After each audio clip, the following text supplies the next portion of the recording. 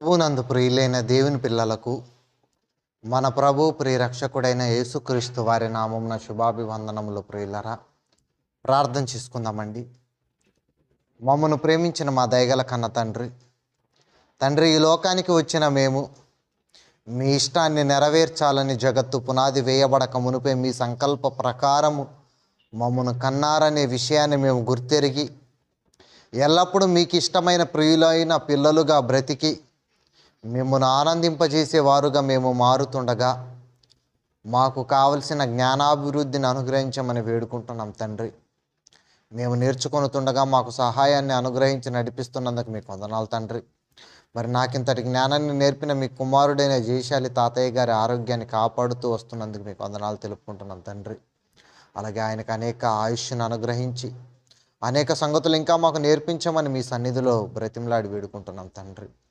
అలాగే తండ్రి, జాన్సన్ డాడీకి, ప్రసన్న డాడీకి కావలసిన ఆరోగ్యాన్ని, ఆయుష్యాన్ని, జ్ఞానాన్ని అనుగ్రహించమని వేడుకుంటూ, అలాగే తండ్రి, బైబిల్ ఓపెన్ యూనివర్సిటీ ద్వారా జరుగుతున్న ప్రతి కార్యక్రమాలలో తోడుగా ఉండి నడిపిస్తున్నందుకు మీకు వందనాలు తెలుపుకుంటూ తండ్రి, అలాగే చెబుతున్న నాకు, వింటున్న వారికి గ్రహించగలిగే మనసును అనుగ్రహించమని నీ కుమారుడు మా ప్రభు అయిన క్రీస్తు వారి పేరట ఈ ప్రార్థన అడిగి వేడుకుంటున్నాం తండ్రి. ఆమేన్. ప్రభునందు ప్రియులైన దేవుని పిల్లలైన వారికి ఈరోజు మనం ఆలోచించబోతున్న పాఠం bachelor in Bible theology third year lesson. ప్రియులారా, లోకనీతి దేవుని నీతికి సమానమా? ప్రియులారా, ఈరోజు మనం ఆలోచించబోతున్న పాఠం లోకనీతి దేవుని నీతికి సమానమా? ప్రియులారా, లోకనీతి దేవుని నీతికి సమానమా అనే ఈ పాఠాన్ని ఆలోచించడానికి ఈ జీవితానికి చాలా ప్రాముఖ్యమైన విషయం ప్రియులారా మనకు. ఎందుకంటే లోకనీతి దేవుని నీతి. ఈ లోకము ఎవరిది? ఈ లోకాన్ని సృష్టించిన వ్యక్తి ఎవరు? ఆయన ఎక్కడ ఉన్నాడు, ఎలా ఉన్నాడు, ఏమై ఉన్నాడు అని ఆయన కోసం మనం ఆలోచించాలి ప్రియులారా. ఎందుకంటే ఈ లోకాన్ని సృష్టించిన ఆయనే సృష్టికర్త అయితే ఆ సృష్టికర్త సృష్టించిన ఈ లోకములో లోకనీతి ఉందా? ఆలోచించండి ప్రియులారా. లోకనీతి అనగా దేవుడు సృష్టించిన సృష్టి నీతా, లేకపోతే దేవుని వలన కలిగిన మానవుల నీతా? లోకనీతి దేవుని నీతికి సమానమా? దేవుని నీతి ఏంటి, లోకనీతి ఏంటి? దేవునికి నీతి ఉందా? దేవునికి నీతిమంతుడిగా ఉన్నాడా? లోక నీతి ఉందా? లోకనీతి దేవుని నీతి ఒకటి కాదా అని ఆలోచించగలిగితే ప్రియులారా, మనము రెండు వేరు వేరు నీతులు. ఎందుకంటే దేవుని నీతి ఒకటి ఉంటుంది, దయ్యపు నీతి ఒకటి ఉంటుంది. కాబట్టి ఈరోజు మనము తెలుసుకోబోయే ఈ అంశములో లోకములో ఉన్న దయ్యపు నీతి, దేవుని నీతి. లోకనీతి దేవుని నీతికి సమానమా? ఏంటి, దయ్యము చాలా జాగ్రత్త పడుతుంది ప్రియులారా. ఎందుకంటే తన గురించి తెలియకుండా లోకంలో ఉన్న మానవులనందరినీ, లోకంలో ఉన్న మనుషులందరినీ లోకస్తులుగా మార్చి నిత్య నరకానికి నడిపించేవారుగా తీర్చిదిద్దిన ఘనత అపవాదికే ఉందండి. ఎందుకంటే అందరూ అనుకున్నారు, మనుషులైన వారందరూ ఏమనుకున్నారంటే, మేము తిన్నని మార్గంలోనే నడుస్తున్నాము, మేము సరైన మార్గంలోనే జీవిస్తున్నాము, మేము కరెక్ట్ వేలోనే వెళుతున్నామని లోకంలో ఉన్న మనుషులనందరినీ భ్రమపెట్టి ఆ భ్రమలోనే బ్రతికించి బ్రతికినంత కాలము అతడు నిజమైన దారిలో ఉన్నాడని ముంచేసి నిత్య నరకానికి నడిపించేస్తుంది ప్రియులారా. నిత్య నరకానికి నడిపిస్తుంది ఎవరు? అపవాది. అంటే దాని కోసము తెలియకుండా ఈ లోకంలో ఉన్న మానవులందరూ మేము కరెక్ట్గానే ఉన్నామనుకుంటున్నారు, మేము కరెక్ట్గానే వెళుతున్నాము అనుకుంటున్నారు. కానీ లోకనీతి దేవుని నీతికి సమానమే కాదని ఏ నరుడు గ్రహించలేకపోతున్నాడు. ఇంతకీ లోకనీతి ఏంటి, దేవుని నీతి ఏంటి? దేవునికి నీతి ఉందా అంటే, దేవుడు ఎవరండి? నీతిమంతుడైన దేవుడు, సత్యుడగు దేవుడు, పరిశుద్ధుడైన దేవుడు. ఆయనకి దగ్గరే నీతి నివసించును అన్నాడు. ఆయన దగ్గరే నీతి నివసించునంటే ఆయన దగ్గర ఉన్న నీతి పరిశుద్ధమైన నీతి అది. మరి ఆ నీతి పరిశుద్ధమైనదైతే లోకనీతి ఏంటి? లోకనీతి ఎలా ఉంది? లోకస్తులు ఏర్పరచుకున్న నీతి ఏంటి అని మనం ఆలోచించగలిగితే ప్రియులారా, పరలోకపు తండ్రి మన మహిమ నిమిత్తము తెలియజేస్తానని చెప్పిన మాటను గనక గుర్తుండగలిగితే మీకు, మనకు తెలియజేస్తూ వచ్చాడు ఏంటంటే లోకానికి ఒక నీతి ఉంది. ఆ నీతితో దేవుని నీతిని స్థాపించవచ్చా అంటే దేవుడే మాట్లాడుతూ ఈ లోకస్తులైన వారికి అందరికి ఏమని హెచ్చరికలు చేస్తున్నాడంటే, ఏమని తెలియజేస్తున్నాడో ప్రియులారా చూడగలిగితే, రోమిలకు రాసిన పత్రిక 10వ అధ్యాయం 2-3వ వచనం ప్రియులారా, రోమిలకు రాసిన పత్రిక 10వ అధ్యాయం 2వ వచనం 3వ వచనం గనక మనం చూడగలిగితే, ఇక్కడ లోకములో ఉన్న మనుషులందరి కోసం మహాజ్ఞానము కలిగిన క్రీస్తును పోలి నడుచుకున్న పౌలు గారు చెబుతున్నారు ప్రియులారా, లోక నీతికి దేవుని నీతికి ఉన్న తేడాను తెలియజేస్తున్నారు. చూడండి, రోమిలకు రాసిన పత్రిక 10వ అధ్యాయం 2వ వచనం 3వ వచనం ప్రియులారా, వారు దేవుని యందు ఆసక్తి గలవారని వారిని గూర్చి సాక్ష్యం ఇచ్చుచున్నాను, అయినను వారి ఆసక్తి జ్ఞానానుసారమైనది కాదు. ఏలయనగా వారు దేవుని నీతిని ఎరుగక తమ స్వనీతిని స్థాపింపబూనుకొనుచు దేవుని నీతికి లోబడలేదు అంటున్నాడు. చూడండి, దేవుని నీతికి లోబడక ఏం చేస్తున్నారంటే లోకంలో ఉన్న వారందరూ తమ స్వనీతిని స్థాపింపబూనుకొనుచు, అంటే లోక నీతిని స్థాపిస్తున్నారు అన్నమాట. ఎవరండి? మరలా చదువుతున్నారు చూడండి ప్రియులారా, వారు దేవుని యందు ఆసక్తి గలవారని వారిని గూర్చి సాక్ష్యం ఇచ్చుచున్నాను, అయినను వారి ఆసక్తి జ్ఞానానుసారమైనది కాదు. ఎవరు? ఇజ్రాయేలీలైన వారి కోసం పరలోకపు తండ్రి తెలియజేస్తూ వచ్చాడండి.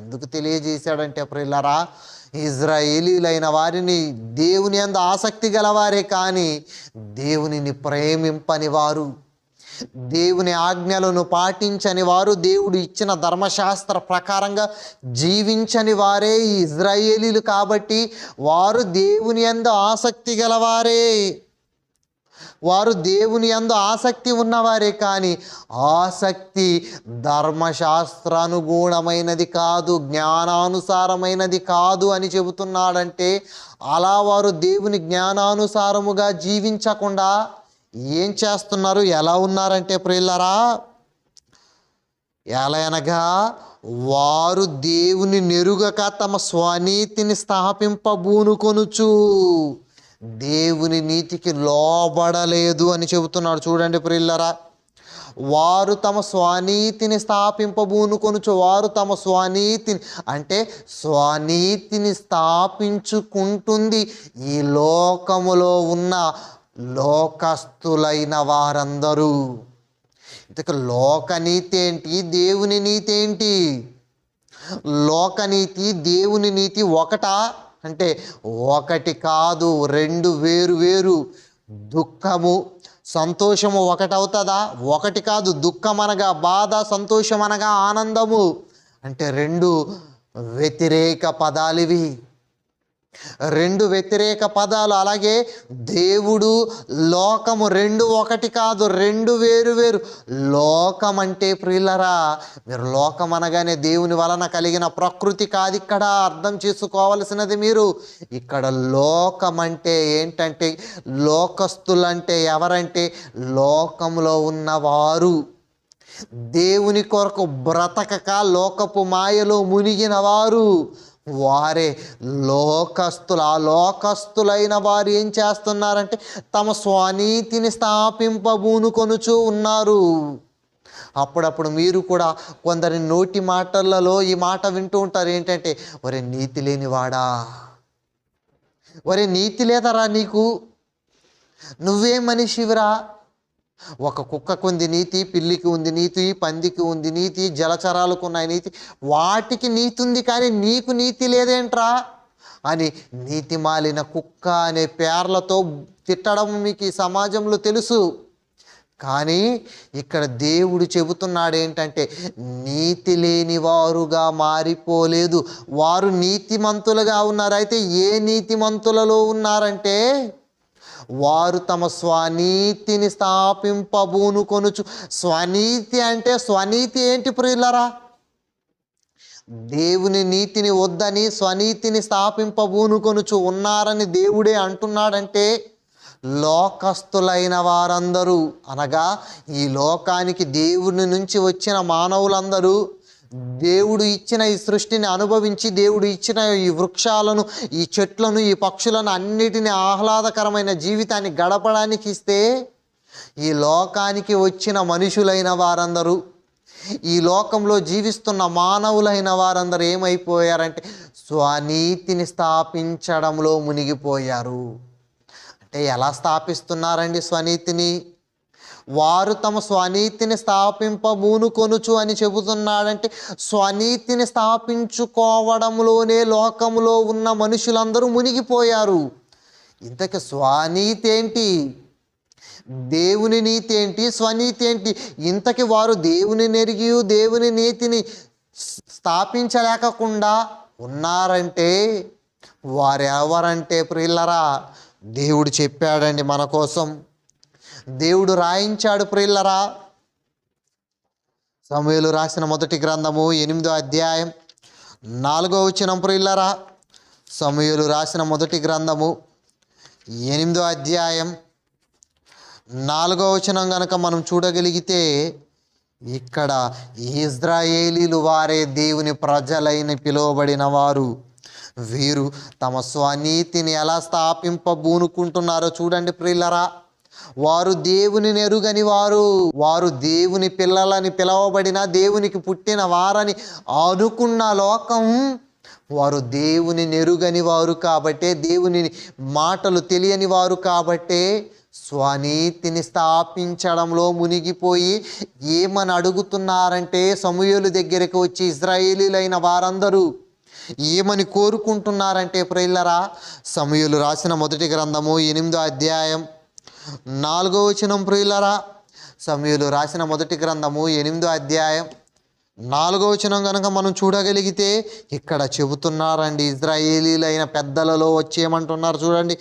ఇశ్రాయేలీల పెద్దలందరూ కూడి రామాలో సమూయేలు నొద్దకు వచ్చి, చిత్తగించుము, నీవు వృద్ధుడవు, నీ కుమారులు నీ ప్రవర్తన వంటి ప్రవర్తన గలవారు కారు గనుక సకల జనుల మర్యాద చొప్పున మాకు రాజును నియమించుము, అతడు మాకు న్యాయము తీర్చునని అతనితో చెప్పిరి. ఏం చెబుతున్నారు ప్రియులారు ఇక్కడ? సకల జనుల మర్యాద చొప్పున, సకల జనుల నీతి చొప్పున, సకల జనుల మర్యాద చొప్పున మాకు రాజు కావాలి. ఎవరు సకల జనులు? ఇశ్రాయేలీలకు రాజరికపు వ్యవస్థ రాకమునుపే ఐగుప్తీల రాజరికపు వ్యవస్థలో బానిసలుగా ఉన్నారు. ఎవరు? ఇశ్రాయేలీలు. ఫెరిజ్జీలకు రాజులున్నారు, అమ్మోనీలకు రాజులున్నారు, హిత్తీలకు రాజులున్నారు, మోయాబీలకు రాజులున్నారు. చివరికి మా గర్భాన పుట్టిన మా అన్న ఎవరు? యాకోబు, ఏశావులు పుట్టారు చూసారు. ఏశావు గర్భవాసం నుంచి పుట్టిన వారికి కూడా రాజులున్నారు.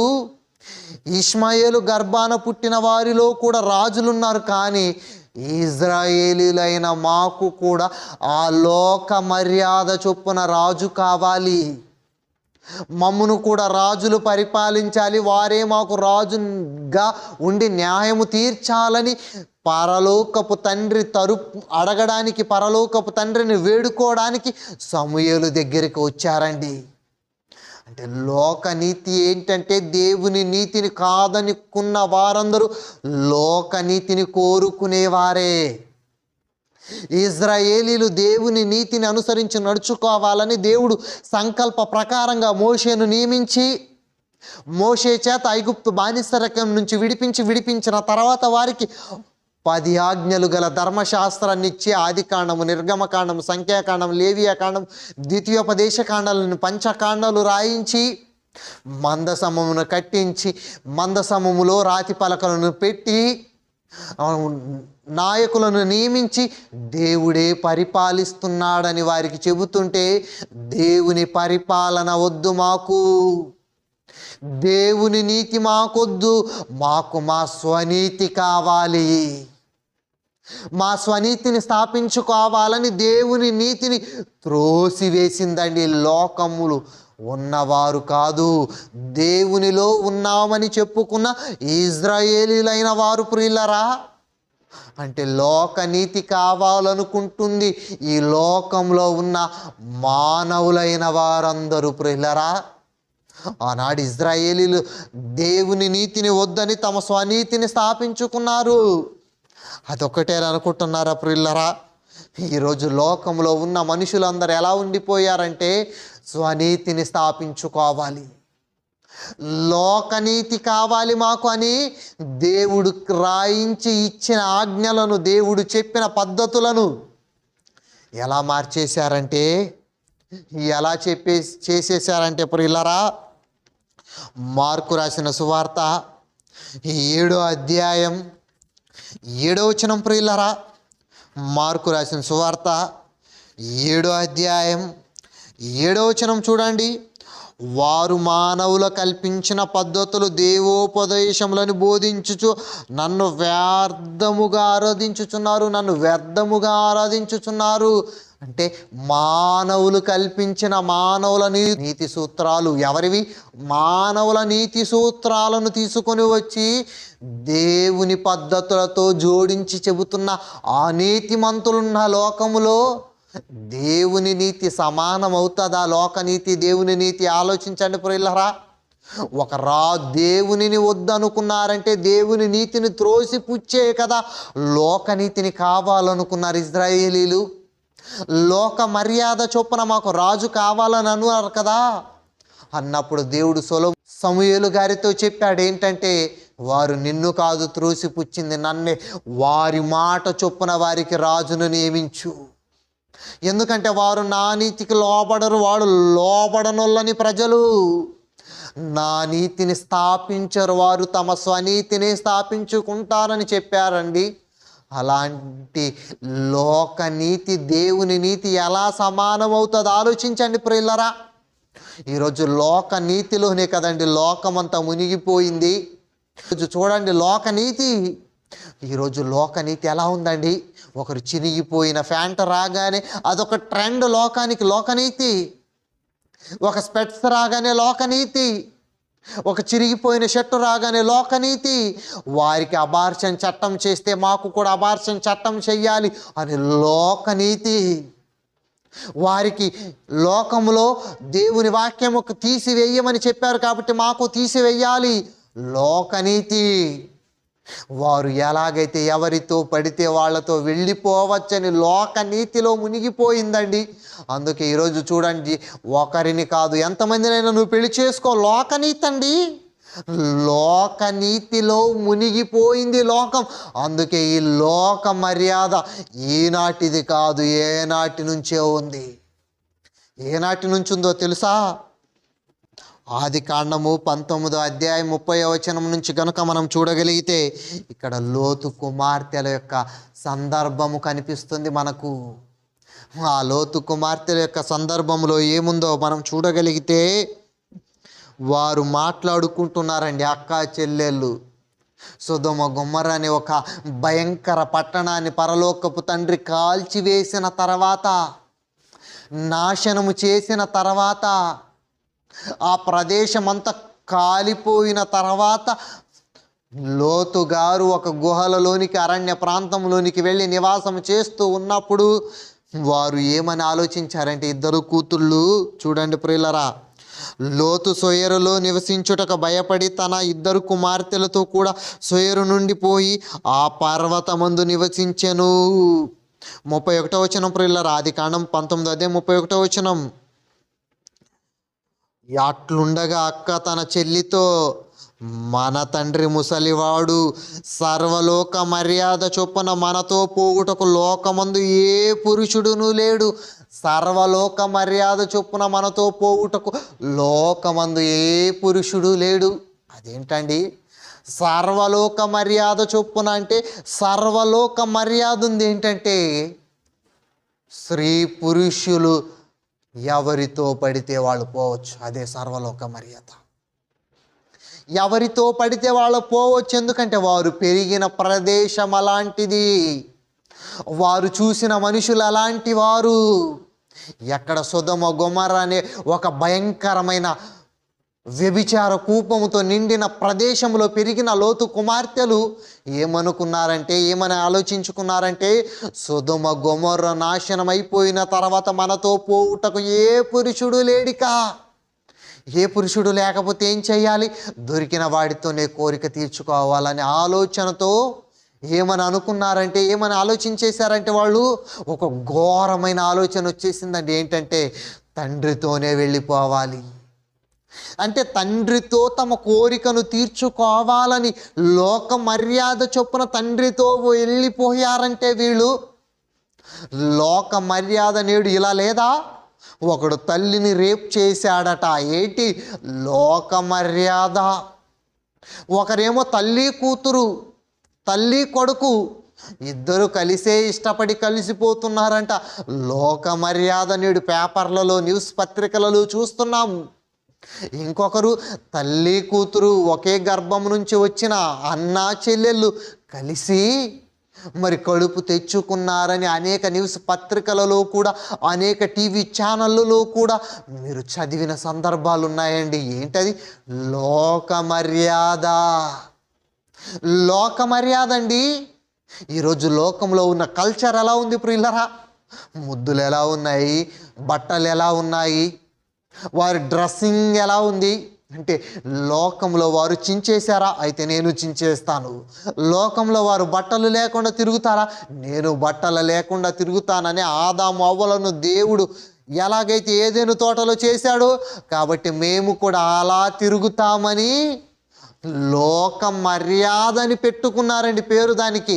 ఎందుకంటే లోకము ఏది చేయడం అయితే చూస్తుందో అదే చేస్తుంది. దానికి ఎగ్జాంపుల్ ఇక్కడ మనకు కనిపించిన 2 సందర్భాలు. ఒకటి, లోతు కుమార్తెలు అన్నారేంటి?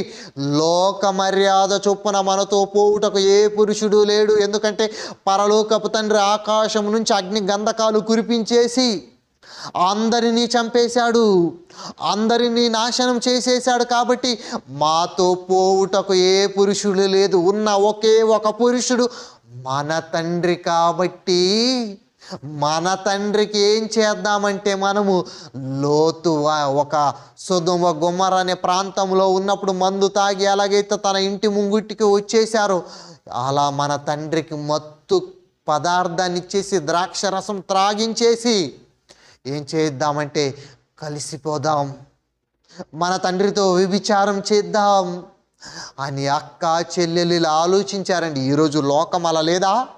ఈరోజు పబ్బుల పేరట, క్లబ్బుల పేరట ఏంటండి ఉంది? ఏం చేస్తున్నారు మీకు తెలుసు?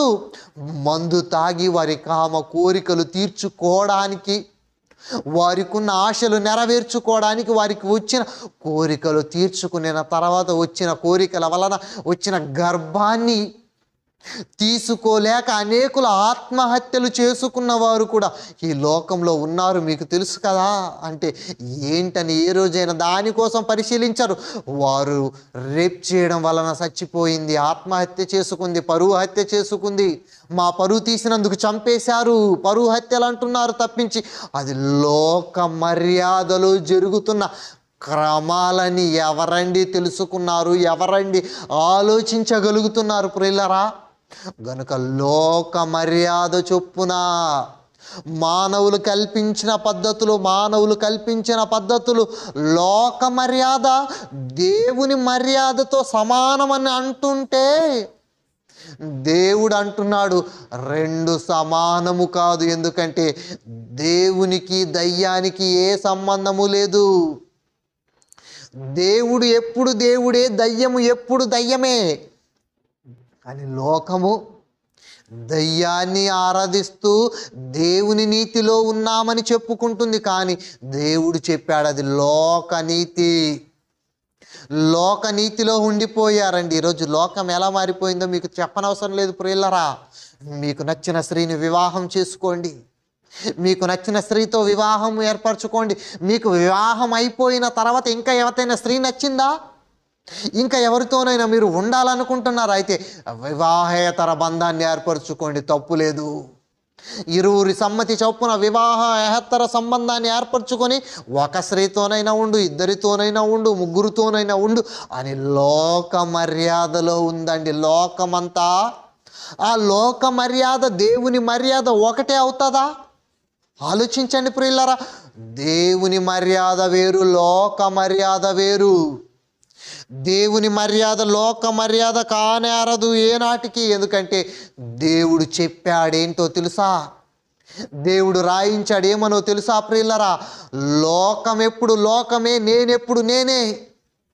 అందుకే ఆయన రోమిలకు రాసిన పత్రికలో మాట్లాడుతూ చెబుతున్నాడు. చూడండి ప్రియులరా, రోమిలకు రాసిన పత్రిక 12వ అధ్యాయం 1వ వచనం ప్రియులరా. రోమిలకు రాసిన పత్రిక 12వ అధ్యాయం 1వ వచనం గనక మనం చూడగలిగితే ఇక్కడ దేవుడు చెబుతున్నాడండి. కాబట్టి సహోదరులారా, 2వ వచనం ప్రియులారా, మీరు ఈ లోక మర్యాదను అనుసరింపక లోతు కుమార్తెలు అనుభవించారు. చూసారా? లోతు కుమార్తెలు అనుసరించారు, నడిచిన మార్గం ఉంది చూసారా? ఆ లోక మర్యాదను అనుసరింపక లోతు కుమార్తెల తర్వాత ఇజ్రాయేలీలైన వారు నడిచారు. చూసారా? లోక మర్యాద చొప్పున మాకు ఒక రాజును నియమించుము. అలాంటి లోక మర్యాదలో ఎందుకంటే లోక మర్యాద దేవుని మర్యాదకు ఎప్పుడు ఒకటి కాదు. లోక మర్యాదే, దేవుని మర్యాదే. నువ్వు దేవుని మర్యాద ప్రకారంగా ఉండాలి తప్పించి లోక మర్యాదలో ఉండకూడదు. మరి లోక మర్యాద దేవుని మర్యాద ఒకటా? లోకనీతి దేవుని నీతి ఒకటా అంటే లోకనీతి వేరు, దేవుని నీతి వేరు అని అర్థమైంది. ఇంతకీ దేవుని నీతి ఏంటి ప్రియులారా? లోకనీతి అనగానే లోకంలో ఉన్న నీతిమంతులు ఉన్నారు. ఎవరు లోక నీతిమంతులు? ఎవరంటే ఒక మైకిల్ జాక్సన్ లోక నీతిమంతుడు అతను, ఒక ప్రభుదేవ డ్యాన్స్ నీతిమంతుడు అతను, ఒక చిరంజీవి సినీ ఇండస్ట్రీ నీతిమంతుడు అతను. లోక నీతిమంతులు, లోక మర్యాదలు అనుసరింపజేస్తున్న నీతిమంతులు లోక నీతిమంతులు. కానీ దైవనీతి, వారి నీతి దేవుని నీతి దగ్గరికి సమానమవ్వదు. ఒక చిరంజీవి నీతి దేవుని నీతికి సమానం అవ్వదు. ఒక టెండూల్కర్ నీతి దేవుని నీతికి సమానం అవ్వదు. లోక నీతి ఏనాటికి దేవుని నీతికి సమానమే కాదు. ఎందుకంటే లోక నీతి ఎప్పుడు లోకమున్నంత వరకే, ఈ లోకంలో నువ్వు ఉన్నంత వరకే ఆ నీతి నీకు నీతిగా కనిపిస్తుంది, మార్గముగా కనిపిస్తుంది. కానీ ఈ లోకము వదిలి వెళ్ళిపోతే, ఈ లోకాన్ని విడిచి వెళ్ళిపోతే అసలైన దేవుని నీతిమంతుడు మాత్రమే చిరకాలము జీవిస్తాడు. ఇంతకు దేవుని నీతి ఏంటి? దేవునికి నీతిమంతులుగా బ్రతికిన వారు ఈ భూమి మీద ఎవరైనా ఉన్నారా? ఆలోచించాలి కదా ప్రియులారా. ఎందుకంటే లోకములో అనేక రంగాలలో అనేక నీతిమంతులు ఉన్నారు, అనేకులు మర్యాదలో ఉన్నారు, లోక మర్యాద. కానీ దేవుని మర్యాద లోకస్తులకు తెలీదు. ఇంతకీ దేవుని మర్యాద ఏంటి? దేవుని నీతి ఏంటి?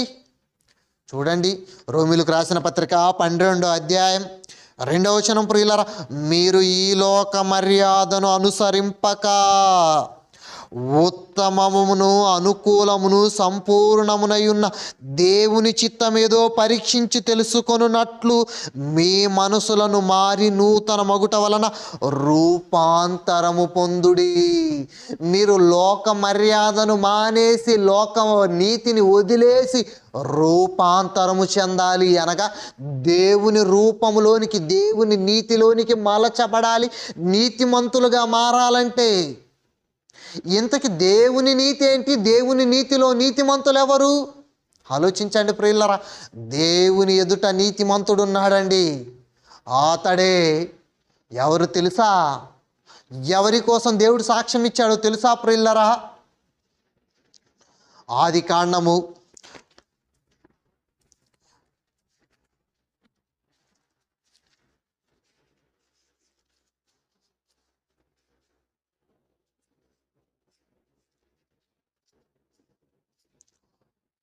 ఆది కాండము 6వ అధ్యాయం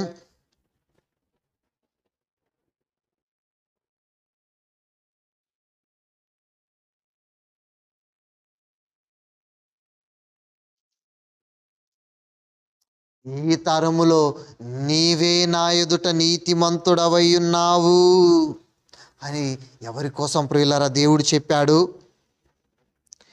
ఈ తరములో ఆది కాండము 6వ అధ్యాయం 9వ వచనం ప్రియులారా, ఆది కాండము 6వ అధ్యాయం 9వ వచనం, నోవాహు వంశావళి ఇదే. నోవాహు నీతిపరుడును తన తరములో నిందారహితుడునై ఉండెను. ఎవరండి ప్రియులారా ఇక్కడ? నోవాహు దేవునితో నీతిమంతుడని పేరు పొందిన మొట్టమొదటి నీతిమంతుడని ప్రియులారా. ఈ తరములో నీవే నా ఎదుట నీతిమంతుడవు. ఎవరండి? నోవాహు. చూడండి, నోవాహు నీతిపరుడును తన తరములో నిందారహితుడునై ఉండెను. నోవాహు దేవుడు నీతో కూడా నడిచినవాడు. అంటే ఈ తరములో నీవే నీతిమంతుడవు. ఈ తరములో ఎవరండి? నోవాహు గారేనండి. ఈ తరములో నీవే నీతిమంతుడవంటే అతడు నీతిమంతుడిగా బ్రతికాడు. అంటే ఎవరి దగ్గర నీతిమంతుడిగా ఉన్నాడండి? ఈ లోకములో నిందలేనివాడుగా, నిందారహితుడిగా. చూడండి ప్రియులారా ఏం చెప్తున్నాడు ఇక్కడ? నోవాహు వంశావళి ఇదే. నోవాహు నీతిపరుడును తన తరములో నిందారహితుడునై ఉండెను.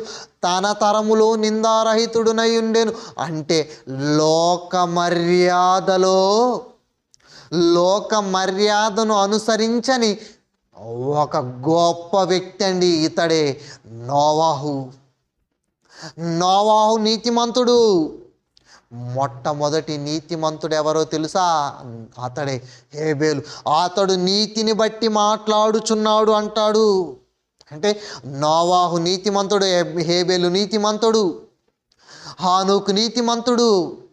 అంటే దేవుని దగ్గర నీతిమంతులైన వారి పట్టిక ఉంది, నీతిమంతుల పట్టిక ఉంది. లోకంలో ఉన్న వారందరూ ఆ నీతిమంతులు లోకనీతిలో మహా గొప్పవారు.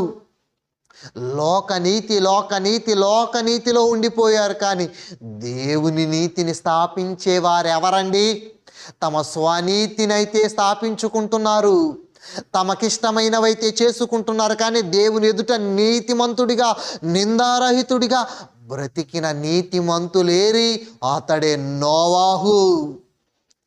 1000 సంవత్సరాలు ఆయుష్కాలం ఉంటే 1000 సంవత్సరాల ఆయుష్కాలంలో నీతిమంతుడిగా బ్రతికిన నీతిపరుడండి ఇతను. తర్వాత ఎవరు? హానోకు, హేబేలు. నీతిమంతుడైన హేబేలు రక్తము మొదలుకొని బలిపీఠమునకు మధ్య హతమార్చబడిన బరకీయ కుమారుడైన జకర్యా రక్తము వరకు అని మాట్లాడతారు యేసుక్రీస్తు వారంటే నీతిమంతుడు ఎవరు? హేబేలు నీతిమంతుడు, హానోకు నీతిమంతుడు, నోవాహు నీతిమంతుడు.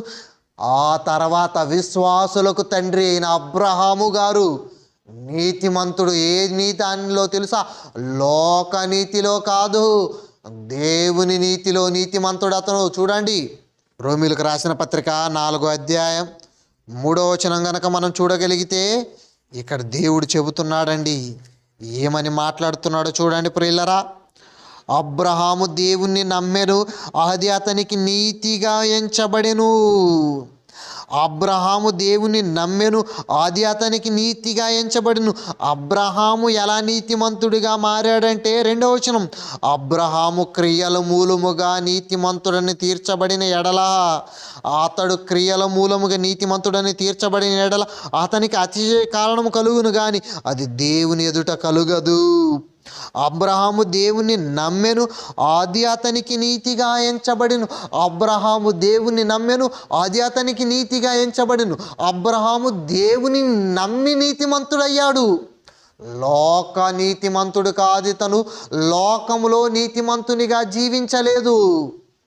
నోవాహు లోక నీతిమంతుడు కాదు, దేవునిని నమ్మిన నీతిమంతుడు, దేవుని నీతిని అనుసరించి నడిచిన నీతిపరుడు అబ్రహాము గారు.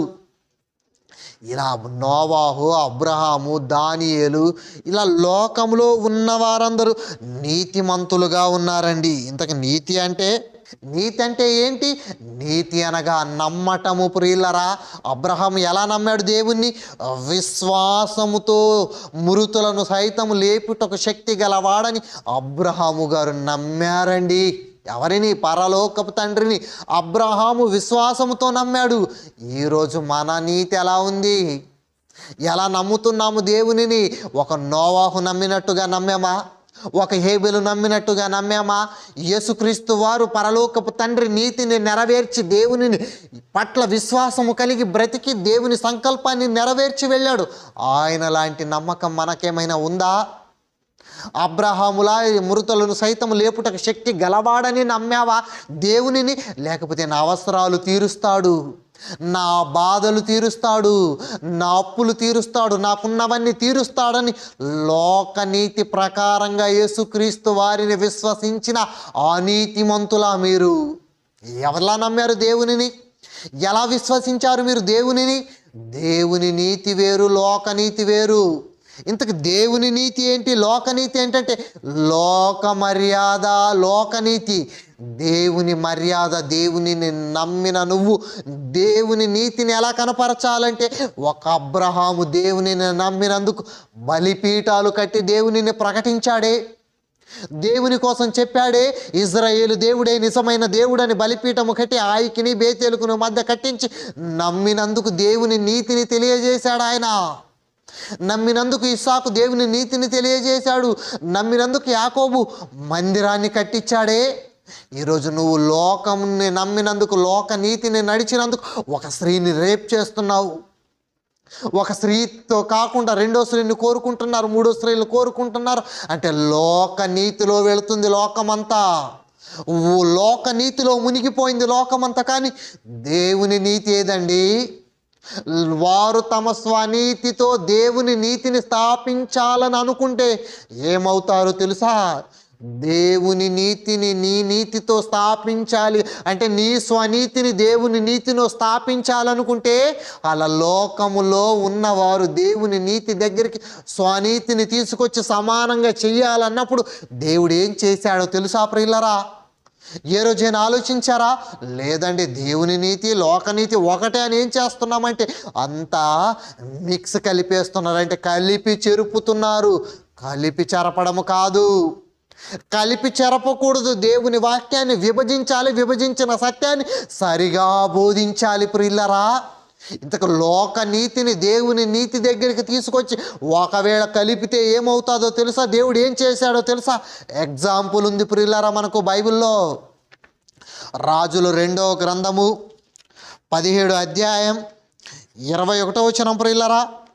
రాజులు 2వ గ్రంథము 17వ అధ్యాయం 21వ వచనం గనుక మనం చూడగలిగితే 26వ వచనం నుంచి చదువుకుందాం ప్రియులరా. ఇక్కడ దేవుడు చెబుతున్నాడు చూడండి ప్రియులరా. తమరు పట్టుకొనిన షోమ్రోను పట్టణములలో తాము ఉంచిన జనులకు ఆ దేశపు దేవుని మర్యాద తెలియకున్నది గనుక సింహములు వారిని చంపెను. 27వ వచనం ప్రియులారా. అష్షూరు రాజు అచ్చటి నుండి లేపబడి యాజకులలో ఒకరిని అచ్చటికి మీరు తోడుకొని పోవుడి. అతడు అచ్చటికి పోయి కాపురముండి ఆ దేశపు దేవుని మర్యాదను వారికి నేర్పవలనని ఆజ్ఞాపించెను. అలా ఆజ్ఞాపించాడంటే ప్రియులరా, వారు తమ స్వనీతిని దేవుని నీతి దగ్గరికి అనగా దేవుని నీతికి సమానంగా చేయాలనుకున్నప్పుడు దేవుని ఉగ్రతకు బలి అయిపోయారండి. ఎవరు? షోమ్రోను అనే ప్రాంతంలో నివసిస్తున్న వారు దేవుని ఉగ్రతకు లోనైపోయి సింహముల వారిలోనికి వచ్చేసి చంపేశాయి ప్రియులరా, హతమార్చేసాయి ప్రియులరా, చంపేసాయి. ఈరోజు దేవుని నీతిని స్థాపించక స్వనీతిని దేవుని నీతి దగ్గరికి తీసుకొచ్చావా? దేవుడు నిన్ను చంపేస్తానని ఒక ఎగ్జాంపుల్ చూపించాడు. అతడే ఇజ్రాయేలీలను చెరగొనిపోయిన రాజు కాలంలో, అష్షూరు రాజు కాలంలో షోమ్రోను పట్టణంలో ఉన్న వారి గతిని జ్ఞాపకం చేసుకోమని చెప్పాడు.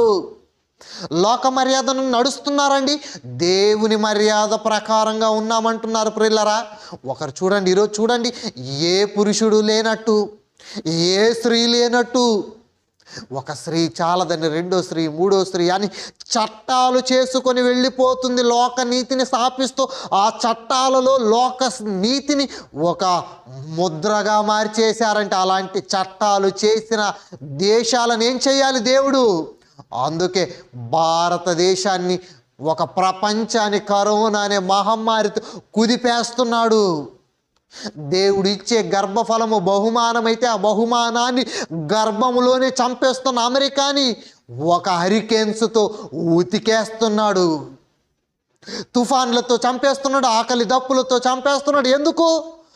దేవుని నీతిని స్థాపించక స్వనీతిని స్థాపించే ప్రతి ఒక్కరికి దేవుడు శిక్ష వేస్తానని చెబుతున్నాడండి. గనుక దేవుని నీతిగానే స్థాపించాలి. స్వనీతి ఏమైనా ఉంటే నీ స్వనీతిని స్థాపించుకోవాలనుకుంటే అది దేవుని నీతి దగ్గరికి తీసుకురాకు. ఎందుకంటే దేవుని నీతి మానవుల నీతితో సమానము కాదు. నీ శరీరములో ఉన్న కోరికలు దేవుని నీతితో లింకు పరచకు. అవి నీకున్నవి. నీ ఆశలు, నీ యొక్క డ్రెస్సింగ్ సెన్స్ కానీ నీకున్న అడియాశలు దేవుని నీతితో సమానం. ఏ రాజు ఏ నాటికి కావు. ఎందుకంటే ఒకడు తన నీతిని స్థాపించుకున్నాడు. కుమారుడా, నీవు నీ జీవిత కాలమందు నీకిష్టమైనట్టు సుఖం అనుభవించావంటే తనకిష్టమైనట్టు బ్రతికినందుకు, తన నీతిని స్థాపించుకున్నందుకే నరకానికి వెళ్ళిపోయాడు.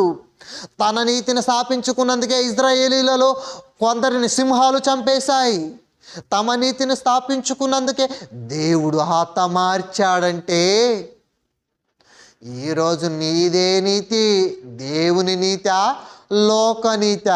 దేవుని నీతి అయితే దేవుడు నీతిమంతులని పిలిచిన వారున్నారు. ఒకటి నీతిమంతుడైన హేబెలు, హానోకు, నోవాహు, అబ్రహాము, ఇస్సాకు, యాకోబు, దావీదు, మోషే, అహరోను, యెహోషువ, రూతు, ఇలా నీతిమంతులు పట్టిక ఉంది, విశ్వాసుల పట్టిక ఉంది. మరి నువ్వెక్కడున్నావు? దేవుని నీతినే సంపాదించుకుంటున్నావా? అలా సంపాదించుకుని వాడవైతే నువ్వు ఎలా ఉండాలో తెలుసా? ఫిలిప్పీలకు రాసిన పత్రిక 3వ అధ్యాయం 9వ వచనం ప్రియులారా. ఫిలిప్పీలకు రాసిన పత్రిక 3వ అధ్యాయం 9వ వచనం కనుక మనం చూడగలిగితే దేవుడు చెబుతున్నాడు ప్రియులారా. ఏంటంటే ఫిలిప్పీలకు రాసిన పత్రిక 3వ అధ్యాయం 9వ వచనం, క్రీస్తును సంపాదించుకుని ధర్మశాస్త్రం మూలమైన నా నీతిని గాక క్రీస్తునందలి విశ్వాసము వలనైన నీతి అనగా విశ్వాసమును బట్టి దేవుడు అనుగ్రహించు నీతి గలవాడనై ఆయన యందు అగుపడు నిమిత్తము ఏ విధము చేతనైనను, అంటే క్రీస్తు అనుగ్రహించిన నీతి చేత నీతిమంతుడిగా మారాలి నువ్వు ఈరోజు. అంతే తప్పించి నీ నీతిని తీసుకొని వచ్చి దేవుని నీతి దగ్గరికి తీసుకురాకు. ఎందుకంటే ఈరోజు లోక నీతి ఎలా ఉందంటే పురుషులతో పురుషులు, స్త్రీలతో స్త్రీలు అవాచ్యమైనది చేస్తూ అవాచ్యమైనది లోక మర్యాద, లోక నీతి అయితే ఆ నీతి దేవుని నీతికి సమానమేంటి? ఆ నీతి దేవుని నీతి ఒకటే ఏంటి? ఎప్పుడు ఒకటి కావు. దేవుని నీతి ఎప్పుడు దేవుని నీతే, లోక నీతి ఎప్పుడు లోకనీతే. కాబట్టి ప్రియులారా ఆలోచించండి. లోకనీతి కాదు దేవుని నీతి. ఆ దేవుని నీతి నీకు రావాలంటే క్రీస్తులోనికి బాప్తిసం పొందిన మీరందరూ క్రీస్తుతో పాటు మృతి చెందారు. కాబట్టి మృతి చెందిన వారిక నుంచి జీవించువారు మీరు కాదు, క్రీస్తే మీ శరీరమందు జీవించుచున్నాడు. కాబట్టి ఏం చేయాలంటే క్రీస్తు నందల విశ్వాసము వలనైన నీతిని అనగా విశ్వాసమును బట్టి దేవుడు అనుగ్రహించి నీతి గలవాడవనై ఆయన యందు అగుపడు నిమిత్తము, అంటే విశ్వాసము వలన వచ్చింది నీకు నీతి.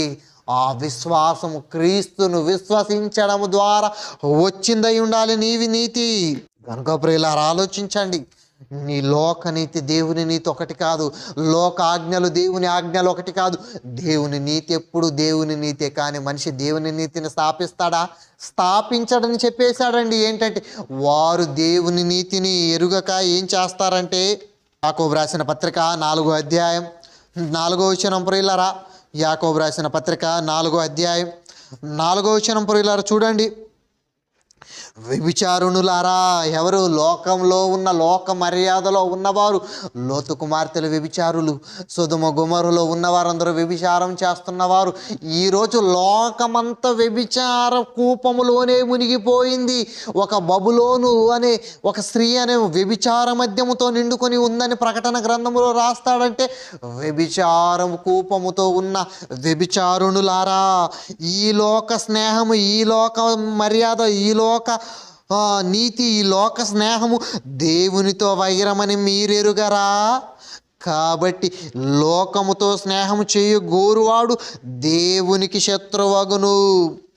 లోకముతో స్నేహము చేయువాడు దేవునికి శత్రువగునంటే లోక స్నేహము కావాలి, లోక నీతిలో నేను ఉండాలి. దేవుని నీతే నాకొద్దు అంటున్నాడండి.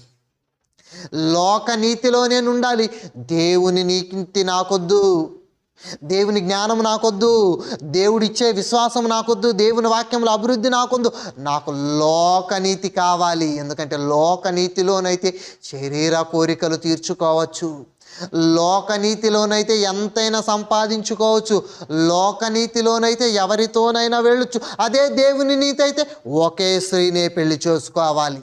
దేవుడు ఒక్కతినే ఇచ్చాడు కాబట్టి ఒకే స్త్రీతోనే ఉండాలి. ఎందుకంటే దేవుడు ఒక్క స్త్రీనే ఇచ్చాడు కాబట్టి ఒకే దేవునినే విశ్వసించాలి. ఎందుకంటే దేవుడు ఒక్కడే కాబట్టి ఏంటి, ఒకే బోధలో ఉండాలి. ఎందుకంటే బోధ ఒక్కటే కాబట్టి లోక జ్ఞానాన్నే చదువుకోకూడదు. ఎందుకంటే లోక నీతి, లోక జ్ఞానము వెర్రిది కాబట్టి దేవుని జ్ఞానంలోనే అభివృద్ధి చెందాలి. ఎందుకంటే దేవుడు ఒక్కడే కాబట్టి, ఆయన రాయించిన గ్రంథము ఒక్కటే కాబట్టి ఈ ఒక్కదానిలో నేను ఒక్కదానితో నేను సాటిస్ఫాక్షన్ అవ్వలేను. ఎందుకంటే నేను లోతు కుమార్తెల టైపు.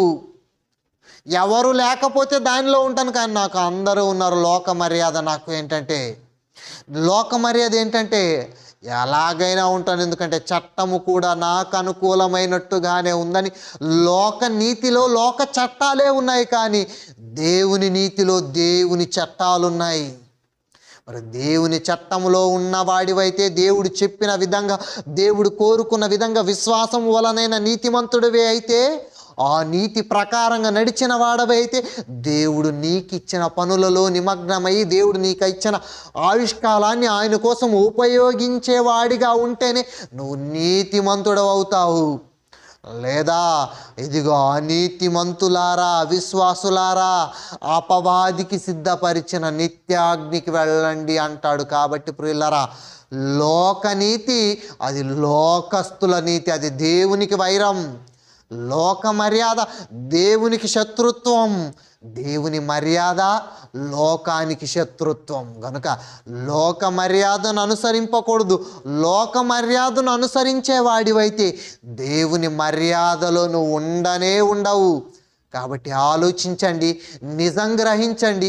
దేవుని నీతిలో దేవుడు నీతిమంతులుగా బ్రతకమని చెప్పాడు కాబట్టి, నీతిమంతులుగానే ఉంటేనే స్వర్గానికి అర్హులని దేవుడు చెప్పాడు కాబట్టి, నీతిమంతులుగానే ఎల్లప్పుడూ బ్రతికి నీతి పరులని దేవదూతల చేత సాక్ష్యము పొందేవాడుగా మారతారని కోరుకుంటూ ప్రార్థన చేసుకుందాం ప్రియులారా. లోకనీతి వేరు, దేవుని నీతి వేరు. ప్రార్థన చేసుకుందాం.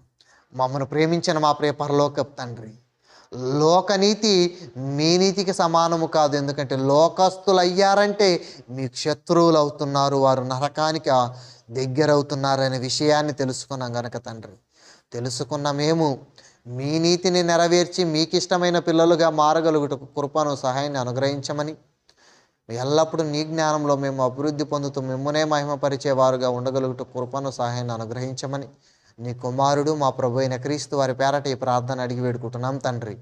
ఆమేన్. అందరికీ వందనాలు ప్రియులారా.